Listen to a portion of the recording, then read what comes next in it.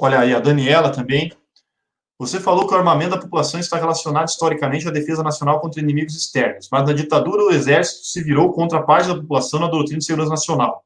O reconhecimento de partes da população como inimiga a ser eliminada, a população empobrecida e também a esquerda, não poderia levar à inflamação em grupos milicianos contra eles?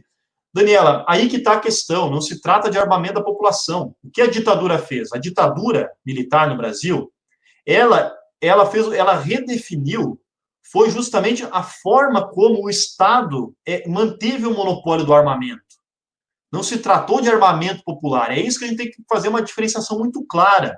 O que é o exercício da violência pelo Estado burguês, que esse vai permanecer, e eu não estou em maneira nenhuma negando que possam haver, inclusive, grupos paramilitares.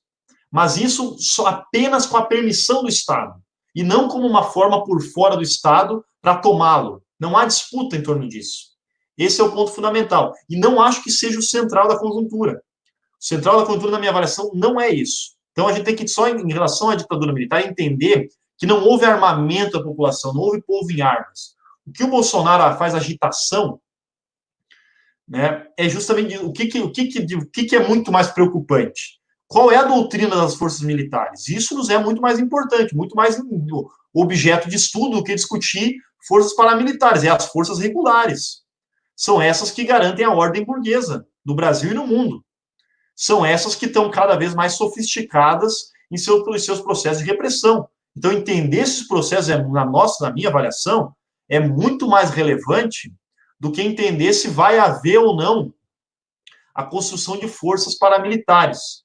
A questão mais fundamental é entender como que as forças regulares do Estado estão se posicionando.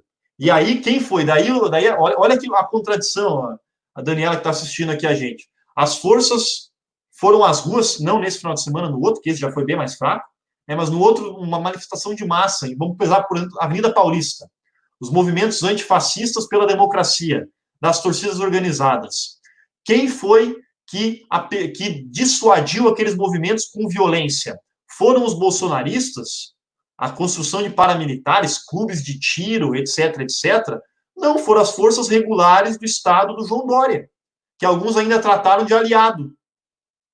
Então, é muito mais importante entender o que as forças regulares estão construindo, que estão fazendo, do que cair. Por isso que eu digo, toda a discussão em torno do armamento da população, que ganha um peso, e não estou dizendo que não tem que ser discutido, mas estou dizendo do ponto de vista do peso e da energia política que se gasta discutindo essas questões, e o tempo e energia que se perde discutindo o que é, para mim, muito mais essencial, que são esses dois pontos. A forma como se dá o avanço em relação aos direitos trabalhistas e sociais, e como isso vai criando contradições passíveis de serem organizadas no sentido da consciência de classe, que eu coloquei aqui na pergunta do Alberti, e, de outro lado, a forma como vai se mudando por dentro da ordem as funcionalidades, né, jurídicas, administrativas e também militares. Como vai se dando essa mudança, como vai se dando o aprimoramento da repressão, que, aliás, não é mais nem uma repressão tão ostensiva, é uma repressão mais sofisticada. Né? E eu acho que esse é o ponto central, Daniela. Como é que a gente pode mirar o nosso foco, mirar a nossa energia, que é pouca, né? Ainda mais nos trabalhos, nos processos de exploração, que são cada vez maiores, para compreender os processos que são mais essenciais e não aquilo que é peça de agitação permanente, né? Para desviar o foco. Desviar o foco. O foco não é esse, apesar disso ser parte da conjuntura. Não estou negando que isso faz parte da conjuntura. Mas esse não é o foco central. Aí que tá, porque senão a gente vai abrindo, e por que se dá tanta importância para esses aspectos? Porque só se quer criar uma frente ampla de caráter eleitoral. E a esquerda liberal está totalmente voltada para isso. O liberalismo de esquerda não está interessado em organizar a classe. Até porque tem medo de classe. Tem medo da classe operária. Porque quando se defronta com a classe operária, vê uma classe que está longe da sua idealização pequeno-burguesa. Né, tá longe de ser uma coisa bonitinha, é cheia de contradição. Tá longe disso. Então, para não enfrentar isso, então é melhor apelar para as peças de publicidade do Bolsonaro e construir uma frente dos 70% contra os 30%, que é uma frente que cabe tudo. Inclusive o nosso partido PSOL, que está assinando, não um partido como um todo, mas setores do PSOL que estão assinando uma nota que vai desde da esquerda liberal até a direita, setores da direita como Fernando Henrique Cardoso, setores da direita como o Lobão, assinando junto, e Reinaldo Azevedo. A gente não tem que estar nessa frente. Isso aí confunde a classe. A classe acreditou na saída de Bolsonaro nas eleições, porque a classe, no processo de avanço da sua consciência de classe, querer mudar tudo que está aí nas lutas concretas, não encontrou uma saída que apontasse um caminho para além de requentar a ordem vigente. E é isso que essa frente ampla aí, que tanto se propaga, que é central, fundamental, é isso que ela faz. Ela requenta a conjuntura do passado, os fantasmas do passado, que não conseguem mais enfrentar o período que a gente vive e construir esse futuro, que é um futuro de ruptura, que avança para a ruptura. Quando vai ser? Eu não acredito que seja logo, seja breve. Eu acredito que vai ser aquilo que eu falei antes. Direita versus direita em escaramuças. Mas a gente tem que mudar o foco. Não estou dizendo que tem que abandonar todas as discussões, mas colocar nossa energia, que é pouca, né, nos temas que realmente são importantes e nos temas que realmente nos fazem acumular força real e concreta para enfrentar o que vier. Porque o outro lado joga. Eu não tenho como arbitrar sobre o que o outro lado vai fazer. O que a gente tem que fazer? Organizar nossas forças. E para organizar as nossas forças, que é a classe organizada, a gente tem que, obviamente, não comprar a pauta que vem cotidianamente do outro lado. E o Bolsonaro tem sido mestre. Primeiro, quem dava a pauta era a Globo. A Globo todo dia dava a pauta para a gente. Era as reformas, e a gente comprava a pauta da Globo. Agora quem dá a pauta é o Bolsonaro.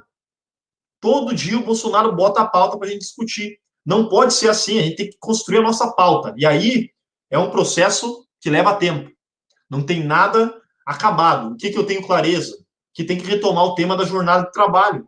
As campanhas nacionais pela redução da jornada de trabalho. Isso é fundamental. Fundamental para atrair de novo o trabalhador para perto. Vai conquistar amanhã? Não vai. Não vai conquistar amanhã ou depois de amanhã. Mas é fundamental que esteja na pauta do movimento operário, redução da jornada de trabalho. Você, Daniela, é psicóloga. Você sabe o que a ampliação e intensificação da jornada de trabalho está causando do ponto de vista do adoecimento psíquico dos trabalhadores. Hoje, o adoecimento psíquico, ele está se equivalendo no Brasil ao adoecimento por LER e DORT, por lesão por esforço repetitivo. Está se equivalendo. Por quê? Porque há um processo de ampliação e intensificação brutal da jornada de trabalho. Então, é fundamental recolocar o tema da redução da jornada. É fundamental recuperar o tema das campanhas, e daí precisa ter um movimento organizado por trás, precisamos organizá-lo, se ele ainda não está organizado, as campanhas contra elementos da propriedade privada. Olha o papel fundamental que foi o movimento Passe Livre, que ano após ano botou a pauta do transporte e foi engolido, e depois não retornou mais. Fundamental retomar o tema do passe livre, da tarifa zero, que está na cidade, que está em todos os pontos, retomar as campanhas pela redução da jornada, pelas melhores condições de trabalho, uma pauta ofensiva. Se nós não temos capacidade de realizá-la agora, e eu acredito que não temos, a gente tem que já começar a impregnar todas as lutas de ideias que sejam perigosas para a classe dominante. Isso aqui é Florestan Fernandes, para mim, não era nenhum grande revolucionário, mas era um cara que pensava e tinha um horizonte marxista muito claro. O Florestan falava: a primeira questão é colocar na boca da classe trabalhadora palavras que sejam inapropriáveis pela classe dominante. Depois que a classe trabalhadora se apropriar disso, aí ela vai ver a forma de trabalhar essas palavras. Esse é o momento de fazer agitação política, de colocar as palavras que são fundamentais, retomar o tema da redução da jornada, retomar as pautas ofensivas da classe trabalhadora.